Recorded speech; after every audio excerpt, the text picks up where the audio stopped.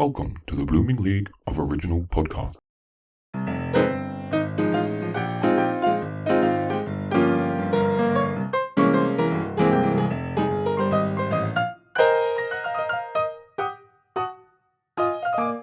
Hello and welcome to Talk Musicals to Me, a fun theatre podcast about musicals and their impact on people. My name is Caroline Sheen and I'm here to quiz some of the leading creatives in the entertainment industry about their relationship with musical theatre and how certain musicals may have influenced their lives in ways you may not even expect. From how they first encountered a musical to musicals they may never even have seen, let's dive in and introduce today's guest to open up and talk musicals to me. So, our fabulous guest today is the lyricist for possibly the biggest musical theatre juggernaut that has arrived on our shores in the last century. It's Phantom of the Opera. I believe he wrote the lyrics for Phantom of the Opera at quite a tender young age and then was rehired a few years later for Aspects of Love. He's one of the founding members of the Mercury Musical Workshop and has also worked alongside Howard Goodall with musicals for the National Youth Music Theatre and Bend It Like Beckham. I mean, I don't know where you go after you start off with Phantom of the Opera, to be honest, because who probably needs to ever work again after you've done that? But he's still going and he's still absolutely fabulous. He is the wonderful Charles Hart, and I can't wait to talk to him. Charles, thank you so much for joining me on Talk Musicals to Me today. It's a great pleasure, Caroline. Thank you for having me. It's an absolute thrill. And I was just saying before we started recording that I've known you for a few years because my husband did some of the musicals you wrote for the National Youth Music Theatre when he was in the National Youth Music Theatre. He did, and you may have forgotten, but you sang a song written by Howard and myself in that pantomime. Yes. Yeah. In Dick Whittington. In Dick Whittington. At the Barbican. And fabulous you were. I loved it. I think you wrote the duet that Summer and I sang. That's right. We did the romantic duet. And it was kind of based on how Prince Charles didn't really know how to say what love was to his... That's right. It was the only non-funny number in it. This is what we do. That's what Howard and I do. I enjoyed it. It felt very musical theatre. Yeah. So I've met you, obviously, and I've worked with you on that. And the shock to me last night when I looked up more information about you and found out that you are from an incredible line of British theatrical talent was amazing because you don't show off about that at all. It was wonderful to read about your kind of theatrical ancestry. I know. I'm a little bit shy about it and I'm immersed in it. And it's a privilege, really. So that's why I don't wear it very ostensibly because, you want to be judged on your own merits, I suppose. Oh, absolutely. And I think you are. I think that's why I was so shocked because you are literally in a different area from, it's your grandparents, isn't it? Your grandfather was Glenn Byam-Shaw. Yeah. My grandparents, my great aunt, yeah. And my grandfather was Glenn Byam-Shaw, who ran the Shakespeare Memorial Theatre before it became the Royal Shakespeare Company, then went on to become head of productions at English National Opera and was one of the creators of English National Opera after it had been Sadler's-Wells Opera. Wow. And his wife, my grandmother, was Angela Badley, who was a successful ingenue in the 20s, a stage actress, television actress in the 70s. She was on a successful period soap, I suppose you would call it, Upstairs, Downstairs, wasn't she? Exactly, yeah. She was the cook in Upstairs, Downstairs. That's a massive deal. I know. And it's still on. It is still shown in various parts of the world. Yeah. And her sister, Hermione, as you mentioned earlier, was in Mary Poppins and Which other... blew my mind, obviously blew my mind. That's someone who's played Mary Poppins. Do you know what, Caroline? I have never made it through Mary Poppins. It is so long. And, I didn't know my great aunt. She emigrated to the States, I think, to avoid bankruptcy. Right. She had a rather catastrophic life. Oh, wow. And she went to the United States and made movies and film and television. And she died. I recall this. She died when we were rehearsing Phantom of the Opera. Oh, wow. It must have been, I don't know, August 1986, because the director, Harold Prince, came in and just pointed at me and said, "Your aunt died." Oh, God. like that. There you go. Which was his way of expressing sympathy, I think. Nice and blunt. Yeah, exactly. Wow. Yeah. Oh my gosh. Wow. That was quite mind-blowing to me because, you have set up this incredible career without having to use any of that. There's this whole thing about being Nepo babies at the minute in the press, isn't there? And people kind of fighting back against it because it is the family business, isn't it? It's that sort of thing. But, you've carved a career, an entirely different part of the theatre world from those people. And I just think it's fabulous that done that all without having to push that at all. Yeah, I was going to say, when I spoke earlier about privilege, as you say, I never benefited from that particularly. But what I did definitely benefit from was the total immersion I got in theatre and musical theatre from my relationship with my grandparents, which was close. Oh, that's lovely. So I went to see shows and I went to see operas and that, so by the time I was drawn into that world, I had a kind of feeling for it in my bones. And I think that was a great advantage. Yeah. I didn't come from a privileged background in terms of money, but I had that instinct, and that's a great thing to have, so I'm very grateful for that, You were in that universe. Yeah, exactly. Yeah. So my first question, Charles, leads on from that actually. And I don't know if it's something that you've been doing since before you remember, but do you remember what the first musical was that you ever saw? Well, yes, there are two answers to that question. As I say, we didn't have much money, so we didn't go to the theatre when I was growing up. I saw musicals on television. That was how you saw them in those days. You saw film musicals on a black and white television. And I never liked any of them, really. I cannot remember which was the first one I saw. As I say, I never made it through Mary Poppins. And the form didn't attract me at all because there's an artificiality about film musicals that never persuaded me. And so I wasn't really wowed by a musical until I saw one on the stage. And the first one I saw, I suppose, was a stage version of The Wizard of Oz, which was done locally somewhere. We grew up in Maidenhead, and it must have been, I want to say Farnborough. It was somewhere strange. And we got free tickets to it, and I was absolutely blown away about it. I must have been about 10 or something. And it was the impact of seeing people on a stage performing live. And so that stayed with me. I was sort of transfixed by the lyrics, particularly, actually. And then later on, my grandmother appeared, when I was about 15, my grandmother appeared in a production, the London production of A Little Night Music by Steve Sondheim and Hugh Wheeler. And I went to that twice, in fact. I went first with my brother, and I couldn't believe how different it was from film musicals. I couldn't believe how adult and funny and surprising it was. It wasn't what I was expecting at all. And she knew that I was interested in music. I was a music nerd at that time. I'd become entranced by classical music, and I was learning the violin. So she said, did I want to come back and sit in the pit for a performance? Wow. So I, of course, said yes. And I remember the musical director, Ray Cook, was was absent that day because of a hangover. And so Stuart Pedler, the assistant musical director, was taking a show. And I sat next to him on a stool and looked up at the actors on the stage, which included Joss Ackland and Gene Simmons and my grandmother. Wow. It was a stellar cast. Yeah. My grandmother had taken over from Hermione Gingold, who's the original Madame Armfeldt. By the way, the musicians smoked. This was in 1976. What? In the pit? They were smoking in the pit. During the show? During the show. And some of them, if the string players smoked while they were playing their instruments, it wasn't just during the dialogue, right? So if you were playing a violin or a cello, you could have a cigarette in your mouth. That's mad. I know, it's unbelievable, isn't it? Yeah.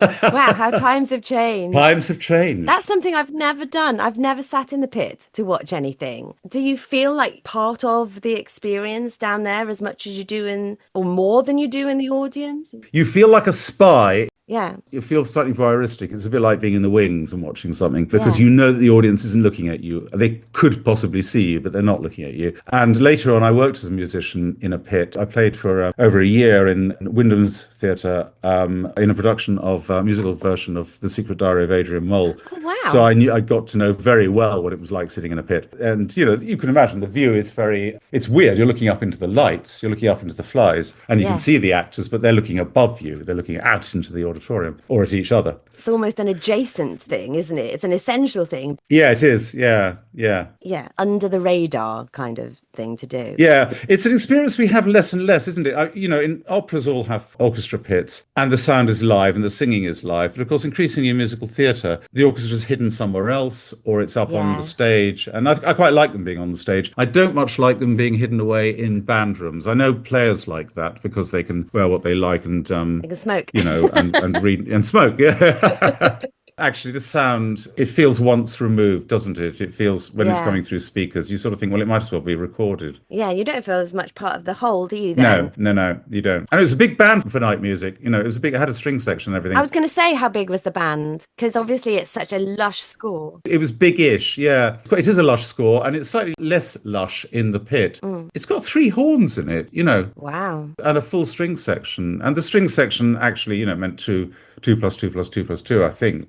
But Yeah. maybe 3 plus 2, 2 plus 2. But there must have been 15 people in there at least. Something you wouldn't get these days, really. Yeah, Yeah. yeah, Wow. yeah. Fantastic. We used to have, I think, over 20 people in Phantom. That's been reduced now. Yeah. Yeah. But that was a big band. And on Broadway, it was something like 25. That was sort of notorious for a while for being like the biggest one in town, I think, for a long time. I Yeah, think. yeah, yeah. And so, Charles, my next question would be, what was your first involvement in a musical then? Was it being in the pit for Adrian Mole? Was it something else? I suppose it was professionally. I nursed ambitions to perform as an actor when I was at college, and so I performed in music. That's what I like to hear. Thank you very Yeah, much. yeah. But even better, I didn't. Oh. I think I was a disappointment to my family in some ways. I think my mother always thought I'd be an actor. And, I'm one of the few people who can claim that they disappointed their parents by not becoming an actor.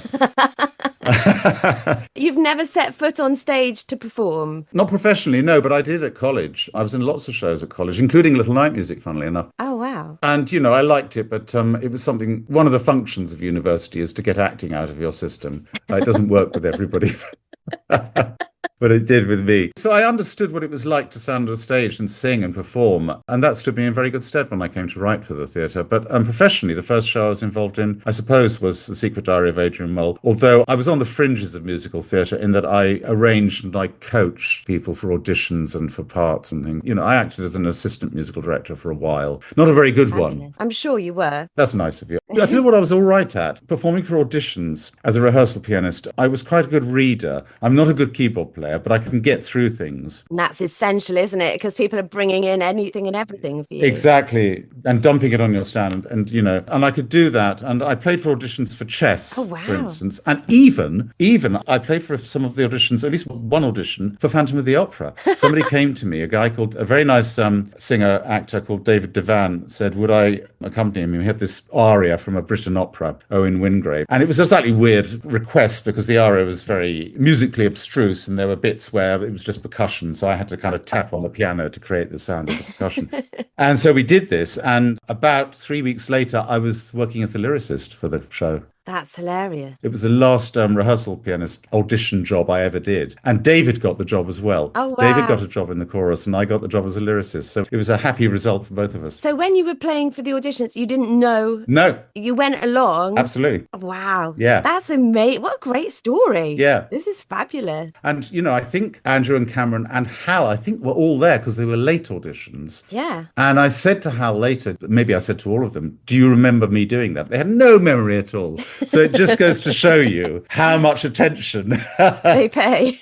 they pay to the person playing the piano, Yeah. What did you learn from being an audition pianist? Because you must have seen quite some things doing that, because people are stressed in auditions, they're nervous, they are never usually the best versions of themselves. What did you learn as someone who is in the audition room? Because we don't get to do that, we don't sit on the panel and things like that. No. Well, listen, a couple of the things. These are bits of advice, actually, I'll give to actors.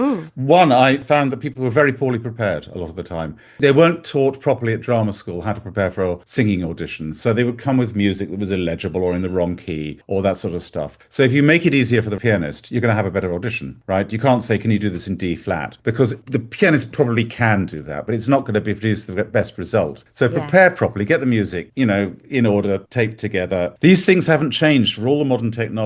It's still Essential. notes on a page that you've got to learn. Yeah. The other thing is that, for the performer walking onto the stage, in an almost empty theatre, it's terrifying and it's this big defining moment. For everybody else sitting there, it's kind of boring because you see performer after performer after performer. So when you're making notes, I didn't have to do this as the pianist, but people taking the auditions did. And I have sat in on a lot of auditions as well. You find that one performer after another performer after another performer, if they're all acceptably good, you forget them. Yeah. So the trouble is, How do you make yourself memorable? How do you make yourself memorable? And you either make yourself memorable by being terrible or by being excellent or by doing a song that nobody else is doing. So don't do There Are Worse Things I Could Do. Yeah. Don't do Maybe This Time. Yeah.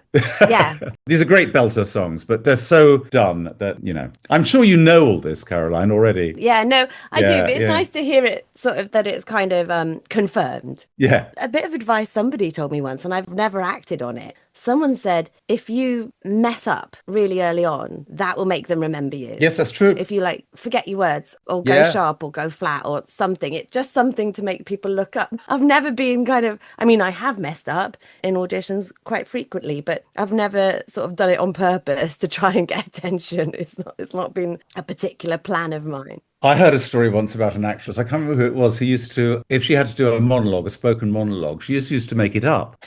And so her worst fear was being asked to repeat it, So if the director God. said, could you do it in a Scottish accent?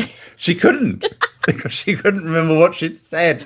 That's brilliant. It's such a mad thing to do. But it would be really present and in the moment, wouldn't it? Absolutely present. And she could be guaranteed that nobody else would have done that monologue, including her. That's amazing. I love that. I absolutely love that. I love that. And you're in the audition rooms for Chess as well. That's really cool. Yeah. That was the first musical I ever saw. Yeah, that was scary for me. John Owen Edwards was the musical director, and it was scary because the music was quite challenging. And, I was in constant fear of being found out.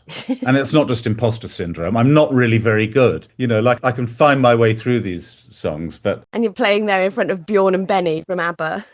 Yeah, exactly. And Michael Bennett was still the director. Oh, yes. When I was playing for those early auditions. Wow. And then he became ill and he was replaced by Trevor Nunn. Yeah. Chess was in the same season as Phantom of the Opera. So all these things sort of piled up at the same time for me. After I graduated from college, I did a postgraduate year at the Guildhall, a course in composition. And John Hosier, who was the principal of the college at the time, cottoned on to the fact that I was more interested in musical theatre than straight composition.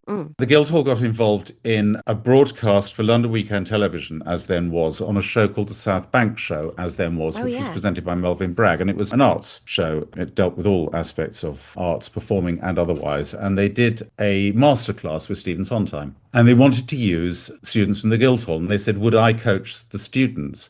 And that was a fantastic entree for me because I had to play this very difficult music and work with these excellent singers. I've watched that. Did you? I've watched that video. There's a girl singing Getting Married Today, I think. That's right, yeah. And he's coaching her through it. Yeah, Oh, yeah. wow. Yeah, so I was there. I was in the studio. I didn't play the auditions. The program. I think Stuart Pedler did it, but I was in the audience and I'd coached them, and so I hung out with them all afterwards. And that's where I met Steve Sondheim for the first time. Wow, incredible. In some terror, Yeah. in some awe, and I remember all he could talk about was his health.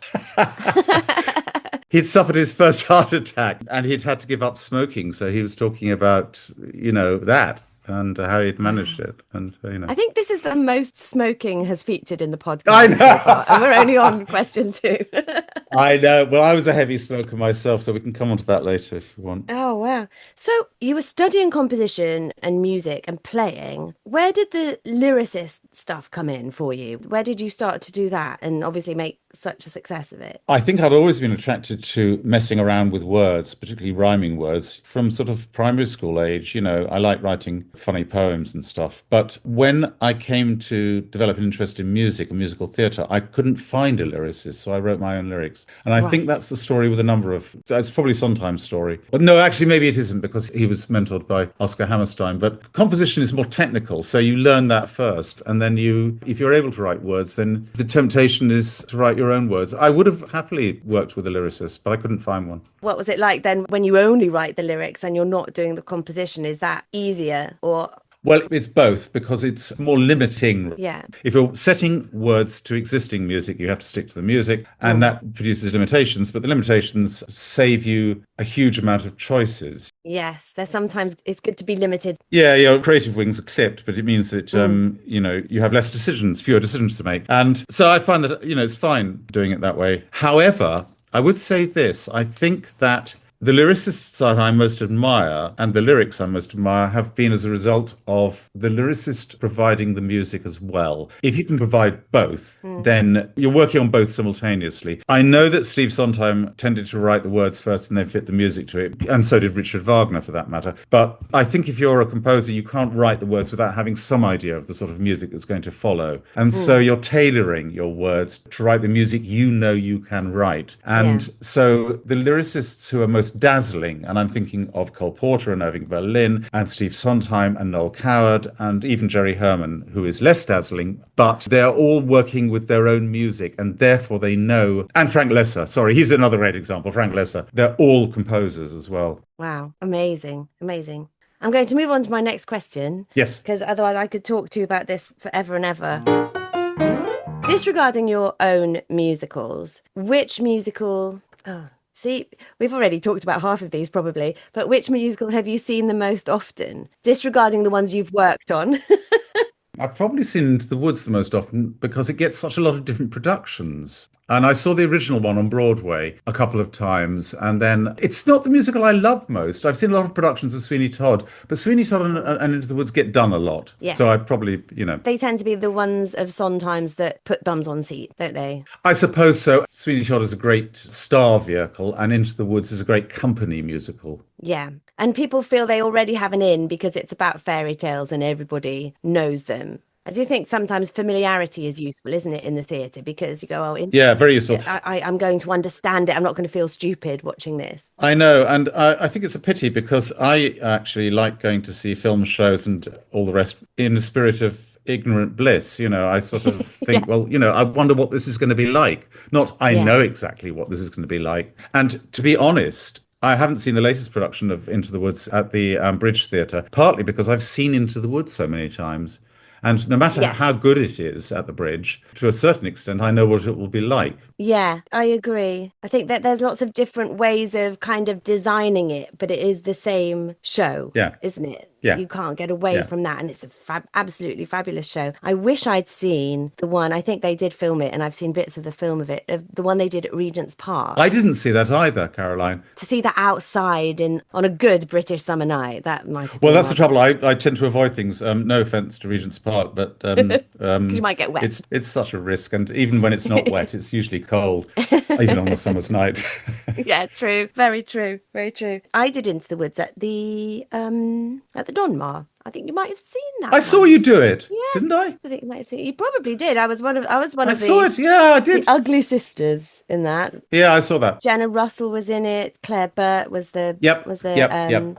And that was very special because we did have Sondheim come over for that. And we went on stage to do the tech. And a lot of Sondheim's music books have a picture of his face on. I suppose lots of composers' music books have a picture of their face on. And I just remember going on stage for the tech, and it was sort of maybe day 2 or something like that, and just going, oh, I know that face. Because obviously I knew the face anyway, but I was like, oh, that's the really famous face on all those music books. So that's actually Stephen Sondheim. And because it was in the dark and all the photographs on the music books are black and white, it literally was like there was a how strange. Music book. Yes. Yeah. Yes, it's like cool. That is literally seeing an icon, isn't it? Yes. I met the Queen once, the late Queen. Yes.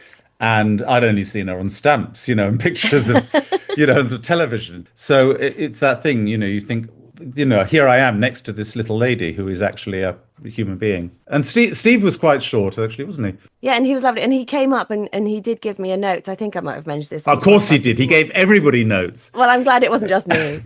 I was standing next to the girl, Kerry Ann, who was my other sister in it. And he was giving us a note about how to say, his note was to make the L of ball a dark L, because that's the way Americans say ball. It's a lot at the end. And my line was never wear mauve at a ball. But we don't particularly put a dark L on that. So with the British accent. And so he was asking me to put a dark L on it.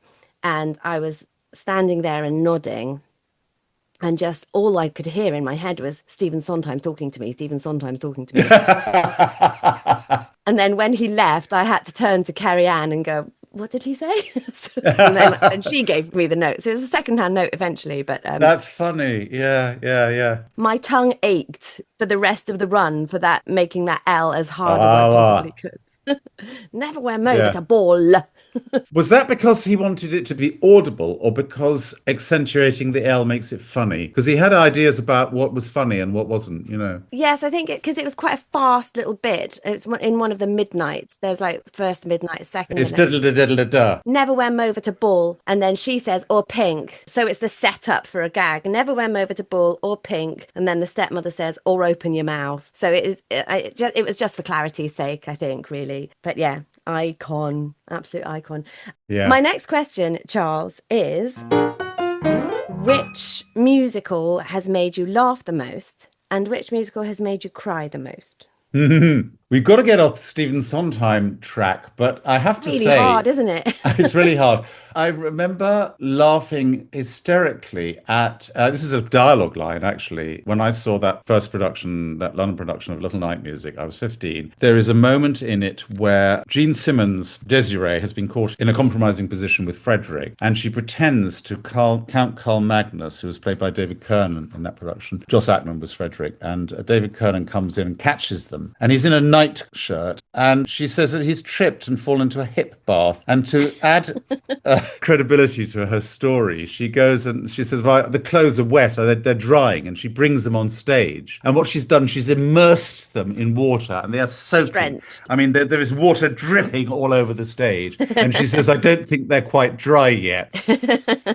So it's an obvious lie, and I thought this was the funniest thing I'd ever seen, because it was just such a, and as the three of them just stand there looking at each other, and there was a lot of laughter, and there's great moments that actors long for in the theatre, where you can just stand there and soak up the laughter, and it was joyous. And you don't have to do anything, do you? It's like, You don't have to do anything. You just stand. The water was doing all the work, really. Yeah. The drip, drip, drip, drip onto the stage. I remember meeting a producer once. His name's Kevin McCollum, and he's produced loads of big Broadway shows that are very, very good and successful. And he said what he looks for in a good musical comedy, every show he produces has to have at least 3 surprises. And I think that's one of those moments, isn't it? You're not expecting that to happen in the slightest. And it's very, very, very funny. Yeah, it's funny, these rules. That's a good rule. Steve Sondheim has a rule, or had a rule, that musicals have to be about 2 things. They have to have, there's a, as it were, a text and a subtext, or that, there are 2 themes, there are 2 strands running through them. And I've tried to apply that analytically, and it's an interesting thought.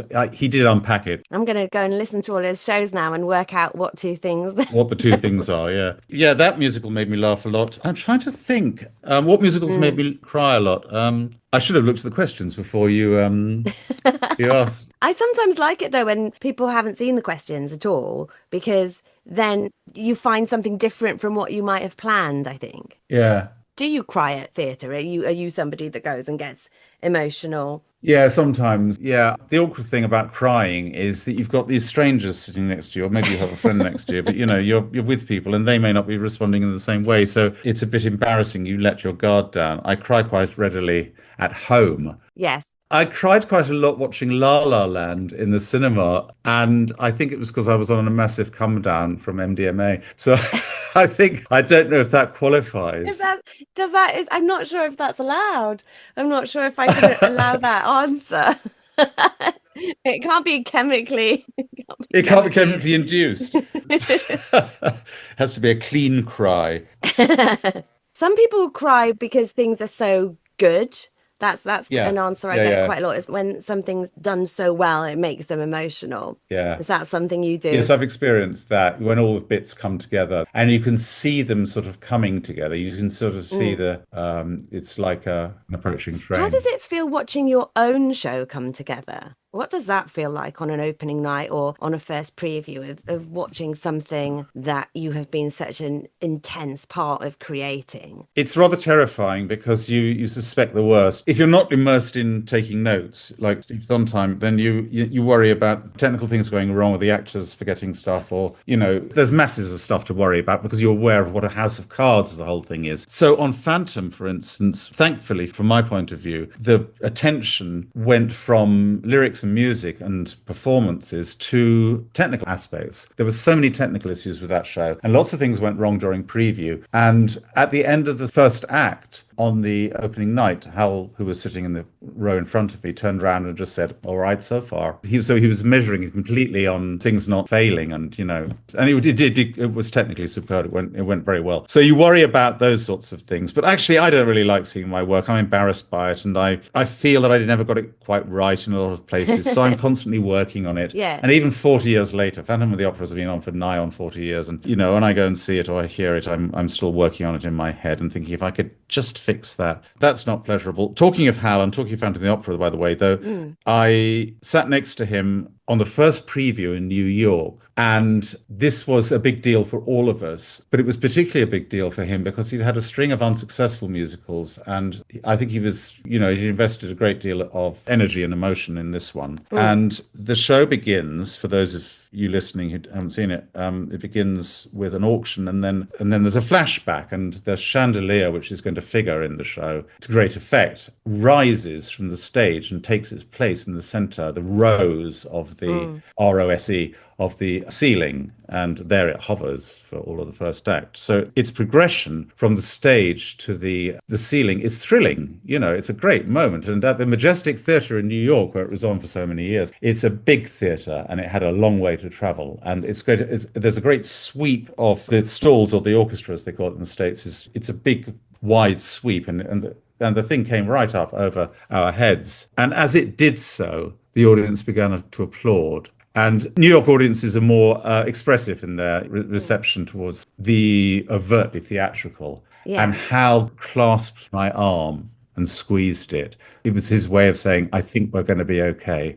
Oh, that's lovely. And it was sort of moving, yeah. Yeah. Because he was obviously terrified. He'd had Merrily, hadn't he? And that had gone very wrong. And he'd had Merrily, and he'd had A Doll's Life, and he'd had Grind, and they hadn't done well. And although they're good scores, actually. Especially Merrily, I know that's been sort of revisited, and now it's a massive success now, isn't it, that show? Thanks largely, actually, to that very good production that was Chocolate Factory one, which transferred, that Maria Friedman. Yeah. And that went to Broadway. I think a version of that production went to Broadway, and now I think you can watch it on online. I think you can stream it now, which is... That's right. Yeah, you can. And it's great. The performance, the casting was great, and the direction was great. Yeah. Oh, fabulous. I do love Merrily. Yes, I like it. Yeah. My next question, Charles, is I have never ever seen a professional production of West Side Story, which is terrible. Is there a musical out there that you regret not seeing? Not by me. Not by you. I've done a very good version of French Without Tears, the early Terence Rattigan play, and it's never been performed, and I regret not seeing that. Well, that needs to happen. It needs to happen. A musical that I regret not seeing... Well, I have seen West Side Story, and if you see West Side Story, it's actually slightly odd watching West Side Story because Jerome Robbins has this stranglehold on the choreography, so you watch the original choreography every time. So it's a little bit, you are watching the original production, but you're also watching something which is slightly locked in a time capsule, and it's not an entirely satisfactory experience. But rephrase the question, because... Yeah. There are productions I wish I'd seen. Yeah. But I've seen the musicals because they've been redone. I wish I'd seen the original production of Company with Elaine Stritch. Yes, that's a good one. I would love to have seen that. I nearly could have. I'm just slightly too young to have seen it. But I've seen other productions of Company. Yeah. Elaine Stritch in anything, I think I would have liked to have seen. She used to do a one-woman show, didn't she, that I never was able to go and see. I think she did, and I saw it, and she was good. Although by that time she'd sobered up, and I think she was she'd slightly lost her edge as a result of that. She wasn't quite as she talked a lot about drinking. She said, "Do you know you've got a drinking problem when you limit yourself to one glass a day, but you buy your glass from the vase department at Bloomingdale's?" I've got a picture of me somewhere in a hotel in South Wales. It's a candle holder, but it literally looks like a wine glass. I think it could probably fit 2 bottles of wine in it. Perfect. But yeah. There you go. 1 glass a day. Exactly. It saves you energy having to get up and refill all the time. Yeah. No, I think that original production of Company was quite groundbreaking, wasn't it? Because it was kind of the first-ish concept musical, really. Yes, and I was very wedded to the album. I immersed myself on that album, and I looked at photographs of it, and so I felt almost as though I had seen it. And people I know who did see it were very affected and impressed by it. I was friends with composer Richard Rodney Bennett, Oh, yeah. who sadly never wrote a musical, although I don't think theatre was really his medium. He was a very successful film composer and concert composer, and also a jazz pianist and singer, but he had seen that production of Company. And Steve Sondheim and he got on well, and they liked one another, and they admired one another rather sort of cautiously, but he didn't really like the other musicals all that much. Richard produced an album called A Different Side of Sondheim, in which he sang and played Steve's songs, and Steve didn't like the album very much, and I don't think Richard really liked all of his musicals that much, but he really liked Company. And Company's a funny musical because in some ways it's rather an icy specimen. It's glassy and shiny and sharp, Yes, and very New York, isn't it? very New York and rather bitter. And Judy Prince told me years later, she said it was basically, they were writing about people that they knew, rich people in Manhattan. Wow. It was very autobiographical. Oh, that's interesting. How was it working with Hal Prince? Because obviously he's not with us anymore, and he's mentioned so much on this podcast. What was he like as a human and as a collaborator? Absolutely lovely. I miss him. Yeah. He was, as they say in Yiddish, he was a mensch. Yeah, he was, a father figure, and he was flawed, like the rest of us. He was insecure and anxious, but he was also warm and patriarchal in the best sense. He was authoritative. He was confident. Best person I can think of to work with in musical theatre. Oh, that's so lovely. Yeah, and it's often you can say that. There are a lot of people who are difficult, and exacting and draining even, and I've worked with some of them. But Hal was none of those things. And his contribution to Phantom of the Opera, by the way, was more than directorial. He contributed a lot to the shaping of it, to the book. He would veto ideas that he thought were excessive or sentimental or, superfluous. I mean, he was also very modest. During the technical rehearsals of the show, he said to me, "This is my favourite bit. I'm basically a stage manager." Oh, I love that. The first time I met him was really useful. He used to have offices at Buff Palace Theatre, and he was in there working with Andrew. And he was wearing a hat. He was wearing one of those sort of Burberry cloth cap things. Yeah. And generally, when he wasn't wearing a hat, he had his glasses on top of his head. He was bald, Yeah, I see quite a lot of photographs of them. Yeah, no, exactly. And he panicked once. I think he was working at Andrew's place in Berkshire, and he panicked because he mislaid them. And he said, I don't need them for seeing. They're for holding the top of my head on. But anyway, when I first met him, he had a hat on, and Maria Bjornsson, the designer of the show, told me some years later that Hal only wore the hat. She said he had to wear the glasses for security, but he wore the hat when he was really nervous.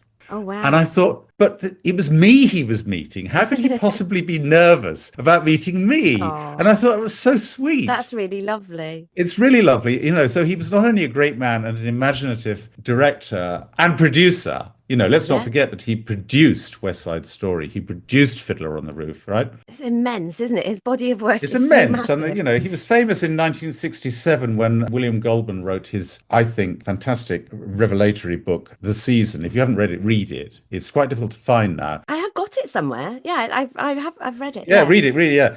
So it's about the Broadway season of 67, 68 or 68, 69. And Hal's famous already in that. He's a big player. And it's lovely to hear that he was a good human as well. And like you said. Yeah, he was generally, yeah. And flawed. And I often think it's really good when people are openly flawed, because that's authentic, isn't it? Because we all are. And if you try to hide it, that's when you're going to become not authentic and not yourself, and probably quite difficult. Yeah. He was kind as well. He was thoughtful. Yeah. And oh, that's absolutely lovely. Yeah, as I say, I miss him. Yeah. Oh, I'm so sorry. But wow, what would the world be like if he hadn't have existed? Yeah, true. Imagine the stuff we wouldn't have got. Wow, incredible. Let's take a little break, Charles, and come back for part 2. Hello, folks. Thank you so much for listening to the first part of Charles's interview. We're splitting them up into 2 for 2 reasons. 1, because we had such a long natter that, you'd be there forever. 2, because I've been spending the last 3 months working on Pride, the new musical, and my stock of interviews is very depleted at the minute. So please bear with me while I record some very exciting new interviews that I already have in the diary. They just haven't happened yet. And come back next time for the second part of Charles's interview.